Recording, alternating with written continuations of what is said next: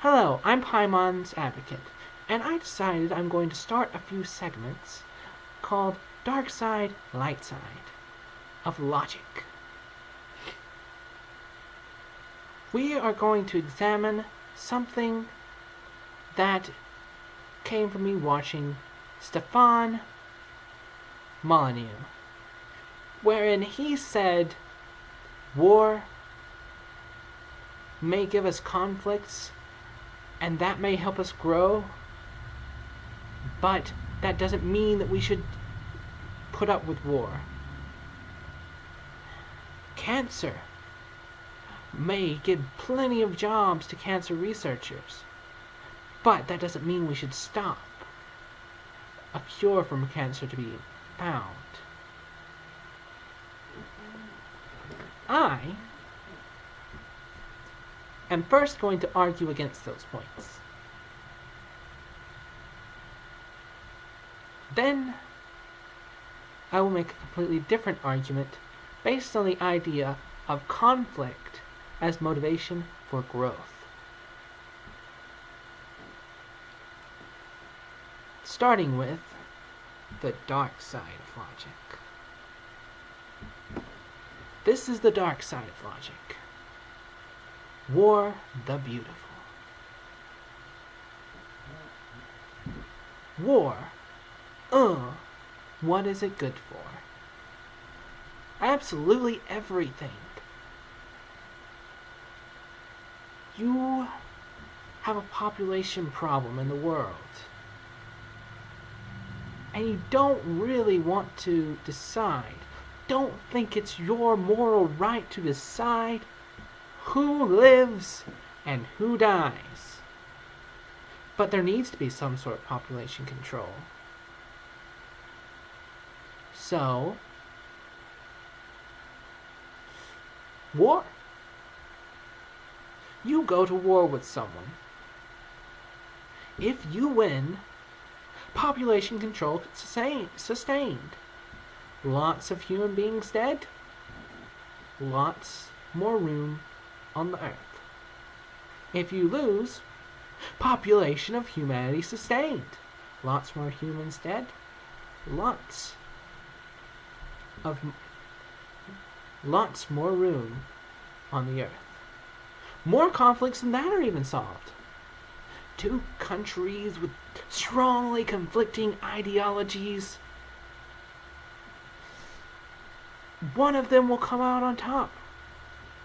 And then a much more unified ideology will reign supreme, with less population to worry about, and with less population, more availability for jobs, more availability for the growth and development that will come with the new governments.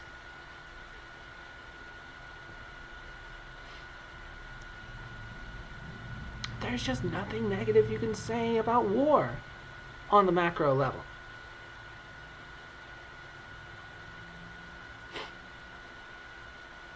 I mean, think about it. An easy way to put to work all of those unskilled people who can point and shoot, maybe. If they can, then they can die. And they're considered a hero. You're giving them a good death. I mean, you're giving them a death glorifying their life. Yes, you died because you couldn't point and shoot a gun, but you died protecting your country.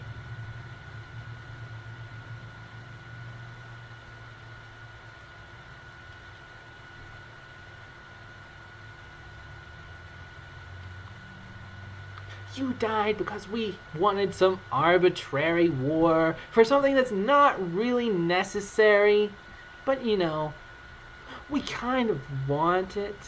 Or maybe we don't even really want it, But it's something to do, right?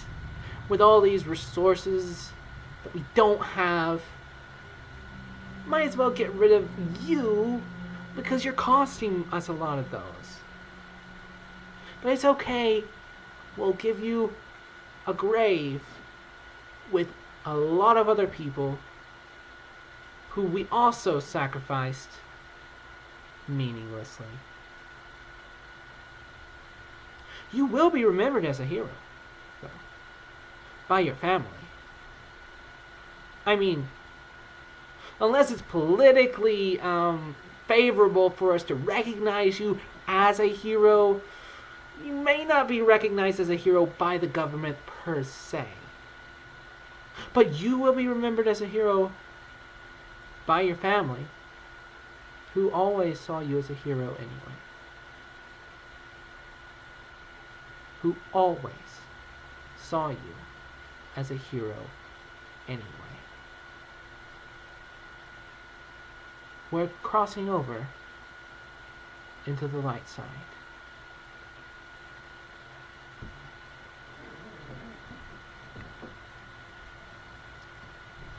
War.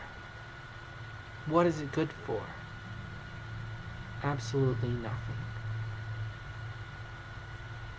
On the macro level, governments think that war can be helpful. Whether we see it as individual citizens or not, it's population control, either of ourselves or of the other country. But they don't see it as losing either way. To our lives, our individual freedoms have become forfeit. We are shipped to countries where there are no freedoms, or if there are freedoms, we're denied them because we're the enemy.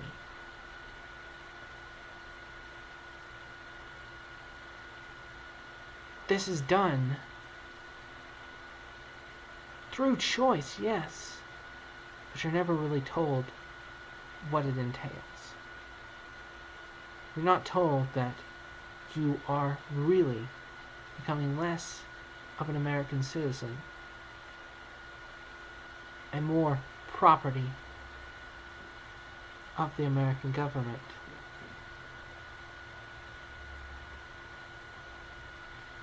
If you go to war. Government-backed armies are a violation of our rights by their very nature.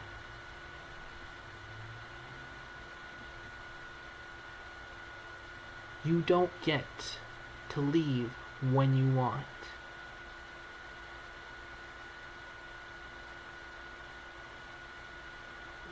It's not a job. It's indentured servitude.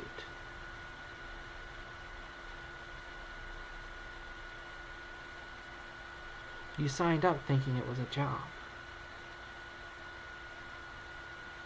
But your freedoms have been denied.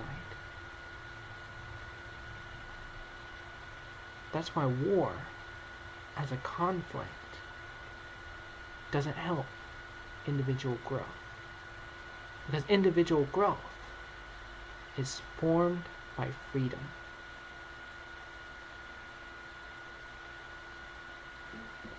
On the other hand, conflict in general does form individual growth. Conflicts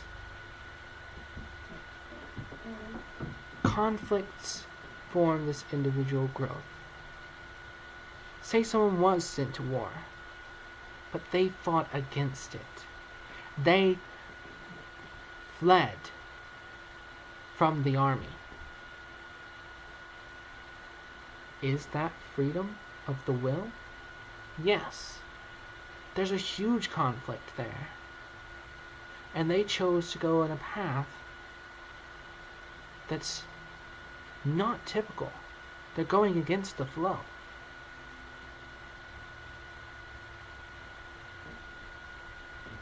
Now how is conflict how does conflict form growth? First, let's look at what happens when we have no conflict. What do you do when you've gotten off work? You're done for the day. You have food. You have water. You've eaten. Some people, very few, may simply go straight to sleep and go straight to work the next day, doing nothing in between. But that's not the form of life that many of us want, is it? We want entertainment. We want to watch TV, or to play video games, or to read a book. I really like the reading a book thing. I have a huge stack of books immediately to my left.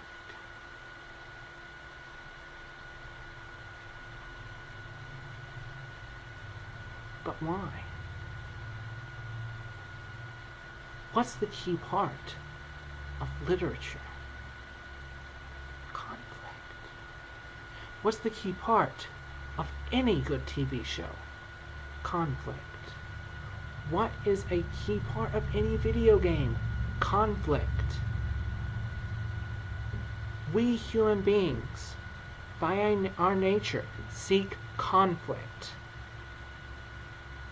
Because when we seek conflict, we are more able to face conflict in the future, depending on which conflict we are facing. Sometimes, such as playing video games, you're not going to be getting the benefit of the conflict of facing a giant necromancer in a video game, because you're not going to experience that in reality. However, if there are some metaphorical undertones to facing that necromancer that have to do with our society and with logic in general, then maybe you could draw something philosophical from it. But it's much harder in a video game than, say, a book, where these metaphors are usually intended, where in video games they're not always intended, but taken.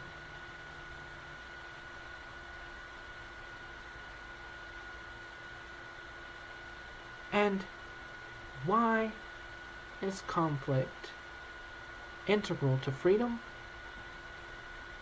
If you have never experienced the idea of a poisonous mushroom, you have only eaten mushrooms, you've only seen mushrooms being edible, and you see a mushroom growing in the forest, and you are hungry, you are going to eat that mushroom. You do not have a choice in the matter, because you do not have information. You have not experienced a conflict which is caused by teaching or reflection or anything. But this conflict that you're going to experience will teach you there are poisonous mushrooms. It will either teach you by sickness or through your slow death. This is why it's important to face conflicts in a safe environment.